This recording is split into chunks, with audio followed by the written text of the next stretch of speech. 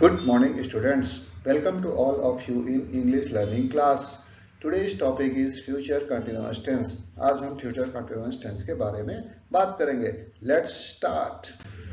Definition of the future continuous tense. The future continuous tense refers to a verb tense which denotes that something will happen in the future and continue for an expected period of time.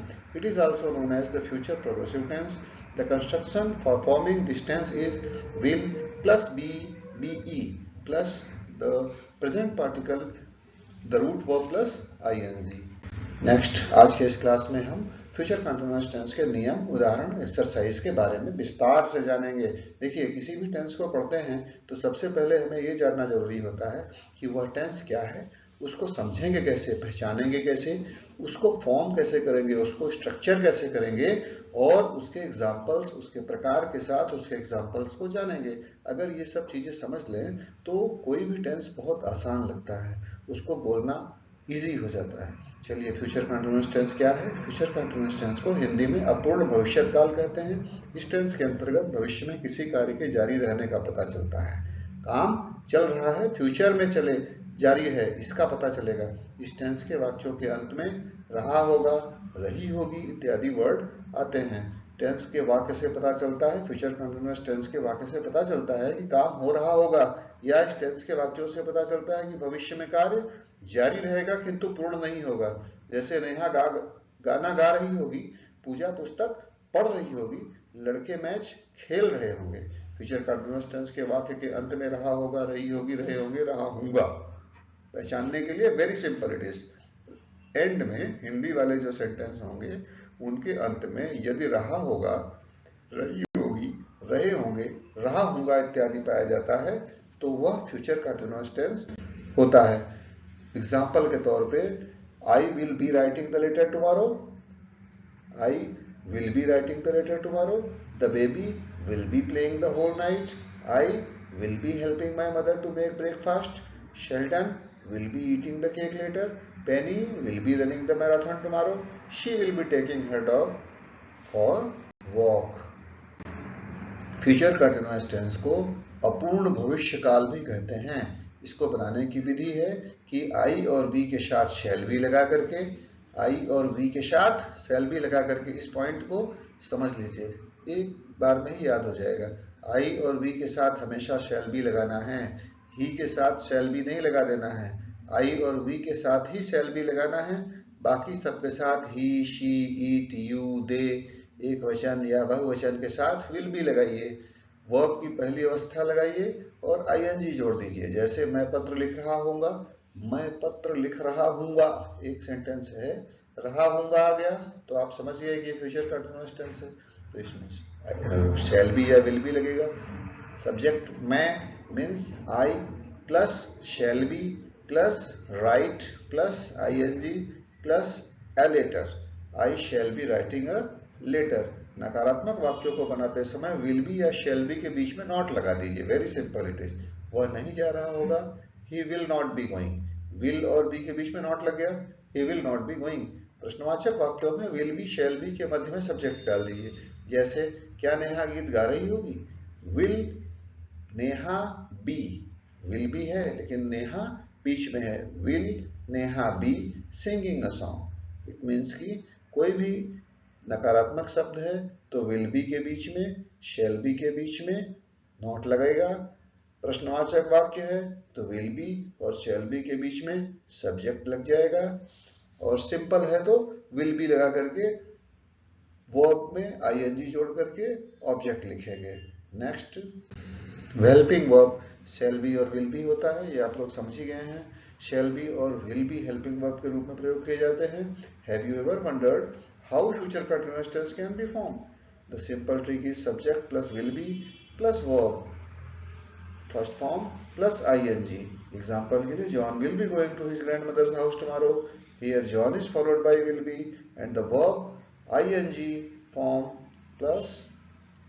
Example के लिए दिया गया है कि गो और ING जोड़ दिया तो गोइंग हो गया. The word will and shall are auxiliary verb, ये ऑक्सिलरी वर्ब कहलाते हैं, हेल्पिंग वर्ब्स हैं, that are used to form the simple future tense. Technically the traditional rule for of future tense says that shall is used in the first person I V के साथ and will is used in all other persons you, he, she, they के साथ। Future continuous tense चार प्रकार के होते हैं, affirmative, negative, interrogative, negative and interrogative, जैसे कि पहले के सेंटेंस भी बताए जा चुके हैं। Past continuous tense, present continuous tense में भी इस तरह से चार प्रकार के हमने बना करके एग्जाम्पल लिए थे। अफर्मेटिव सेंटेंस का स्ट्रक्चर आप बिल्कुल समझ चुके हैं, subject plus will shall plus BE plus verb की first form plus ING plus object plus others. जैसे नेहा सो रही होगी, नेहा विल बी स्लीपिंग। इन वाक्यों को जो एग्जाम्पल बोला जाता है इसको आप हमारे साथ रिपीट करिए इंग्लिश सेंटेंस को।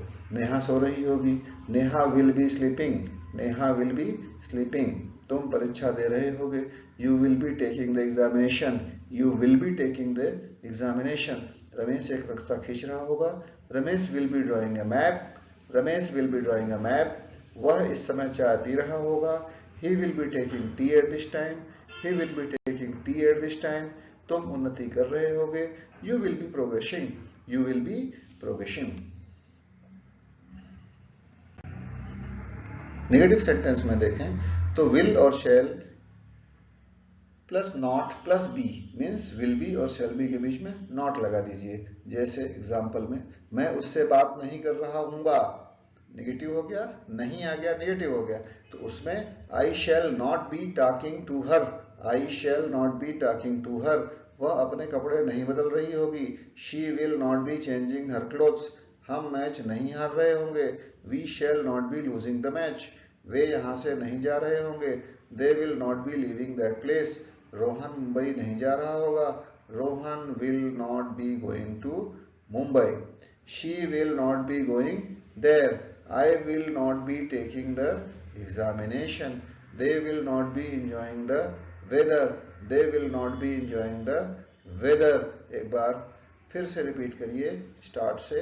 I shall not be talking to her, she will not be changing her clothes, we shall not be losing the match, they will not be leaving that place, Rohan will not be going to Mumbai, she will not be going there, I will not be taking the examination, they will not be enjoying the weather, they will not be enjoying the weather।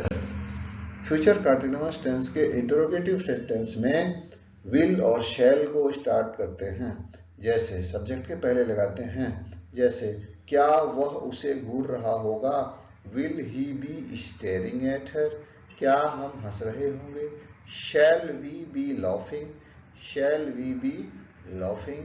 क्या तुम रो रहे होगे, will you be weeping, will you be weeping. क्या ठंडी हवा चल रही होगी, will cold wind be blowing, will cold wind be blowing. Negative interrogative sentence होते हैं जिसमें नेगेटिव भी होता है और इंटरोगेटिव भी होता है। जैसे इनको बनाते समय इनका जो स्ट्रक्चर होता है वो विल और शैल को स्टार्ट में लेके आते हैं, सब्जेक्ट रख करके, नॉट भी रख करके, फिर बी लगाते हैं। सब्जेक्ट और नॉट दोनों एक साथ आ जाएंगे, फिर बी आ जाएगा। मीन्स विल और बी या शैल और बी के बीच में सब्जेक्ट और नॉट आ जाएगा। एग्जाम्पल, क्या मैं पतंग नहीं उड़ा रहा हूँगा, यहाँ नहीं भी आ रहा है और क्या भी आ रहा है। तो जब ट्रांसलेशन करेंगे इसका तो shall I not be flying a kite, shall और बी के बीच में आई और नॉट दोनों का यूज किया जाएगा। I is subject, not means negative, shall को आगे लगा दिया तो इंटरोगेटिव हो गया। तो वंस अगेन रिपीट इट, क्या मैं पतंग नहीं उड़ा रहा हूँगा, shall I not be flying a kite, shall I not be flying a kite. क्या तुम पतंग नहीं उड़ा रहे होगे, will you not be flying a kite, will you not be flying a kite. क्या हम पतंग नहीं उड़ा रहे होंगे, will they not be flying a kite, will they not be flying a kite. क्या नेहा पतंग नहीं उड़ा रही होगी, will Neha not be flying a kite, will Neha not be flying a kite. Will she not be going there, will she not be going there, will we not be sleeping, will we not be sleeping। will I not be taking the examination, will I not be taking the examination, will they not be enjoying the weather, will they not be enjoying the weather। बच्चों last slide आप खुद पढ़ने की कोशिश करें, खुद समझें, उसके बाद कमेंट्स में बताएं या आपको समझ में आया या नहीं। इसके बारे में फिर से हम अगले क्लास में चर्चा डिटेल्स के साथ करेंगे। फ्यूचर कंटिन्यूअस टेंस के सेंटेंस को कैसे बोलना है उसको रिपीट करेंगे, छोटे सेंटेंस से लेकर के बड़े सेंटेंस तक की बात करेंगे। आपको इंग्लिश में परफेक्शन यदि चाहिए तो बार बार रिपीट करना पड़ेगा, बार बार रिपीट करना पड़ेगा, बार बार वीडियो को सुनना पड़ेगा, सुन करके सेंटेंस को दिमाग में सेट करना पड़ेगा। Thank you, all the best.